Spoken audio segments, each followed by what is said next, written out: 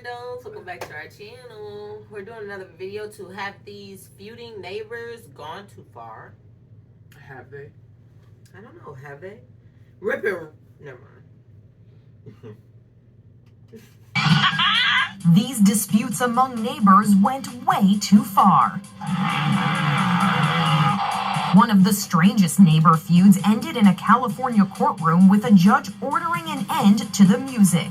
In particular, one song. Sit right back and you'll hear a tale. Mark Tofik of Laguna Beach says it started after he asked his neighbor, billionaire Bill Gross, to take down a net he says was blocking his ocean view.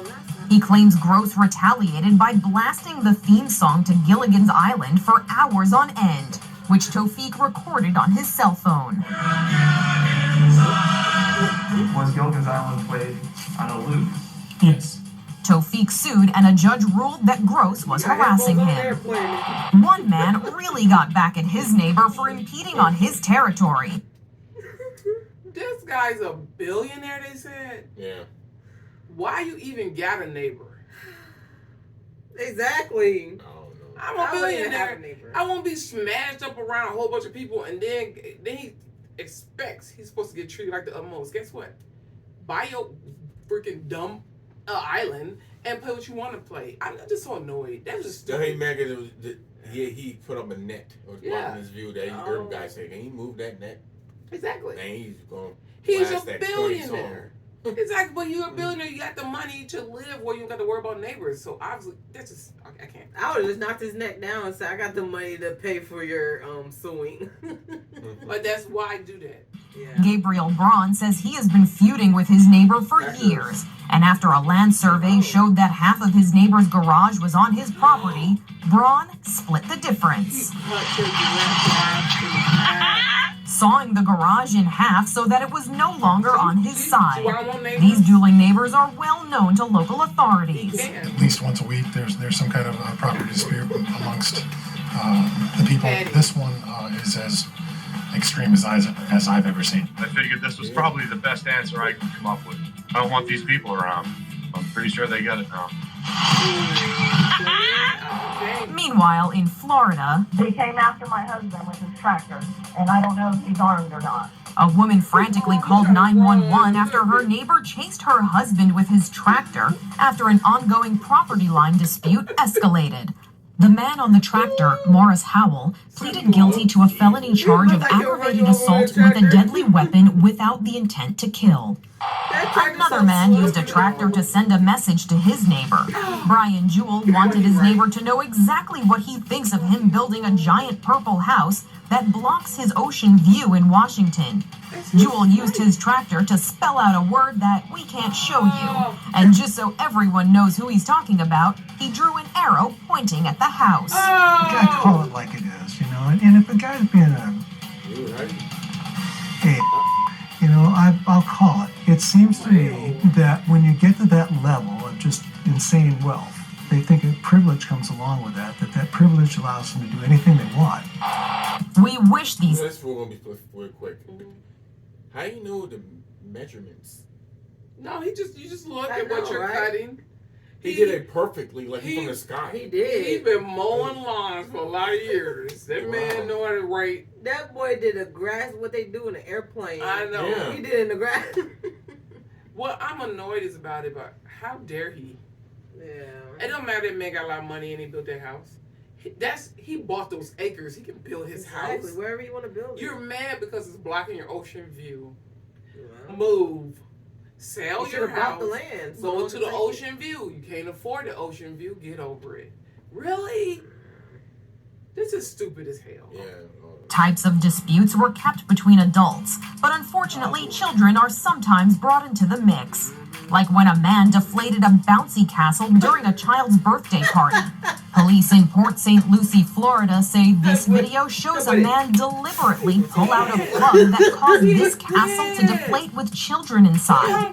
2 kids had to be brought to the hospital.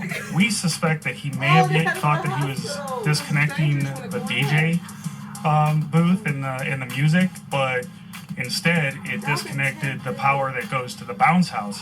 Police identified the neighbor at the time, but they say he quickly hired a lawyer and wouldn't cooperate with their investigation. A neighbor seemed to have a problem with this mom's parenting.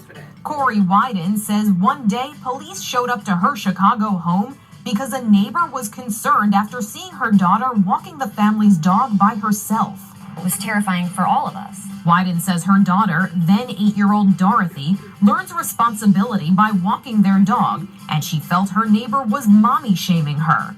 While police didn't pursue charges, Wyden was investigated for suspected abuse and/or neglect by the state of Illinois.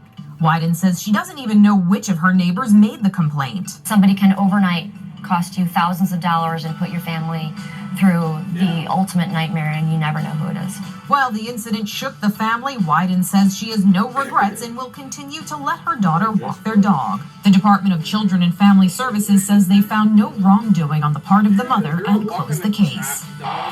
Living next door to a celebrity isn't as glamorous as one might think. Just ask Jake Paul's neighbors. In 2017, the Disney Channel actor turned YouTube star came under fire for pulling crazy stunts right in his own backyard, like lighting his mattress on fire to roast marshmallows. A group of friends cheered on his sometimes dangerous antics. What do you have to say? Can we talk to you? Jake Paul was quiet when Inside Edition approached him to talk about the complaints. And a Pennsylvania couple made a disturbing discovery after hearing noises in their attic. For all these years, we have no idea what's been going on inside our own home. Jerome and Ashley Kennedy live in a historic row house in Pittsburgh, next to who they describe as a reclusive neighbor. But they say that neighbor, Robert Havrilla, was making all that noise as he was spying on them from a crawl space over their bedroom. Then I saw the light right through there, like it was searching for a place to look through. So Jerome says he set up a surveillance camera and caught Havrilla in the attic above their bedroom with a drill. Havrilla was arrested and later convicted of criminal trespassing. Here's hoping they all give peace a chance in 2021. For Inside Edition Digital, I'm Mara Montalbano. You don't want to bring your trash can to the end of the block like I do. I'm going to look at your wife naked. Yeah, that'd be feuding a little bit. Yeah, no, they did actually have problems with him. That's why Inside Edition, they didn't cover that very well. He actually was an annoyance, but they didn't know he was doing that too. No, yeah. He did other stuff. But wow, I'd be so mad. They don't know how many days and nights he's been watching them intimately. That's so awful. It's okay. I know it. I know your secrets too. Yeah. I know what you like.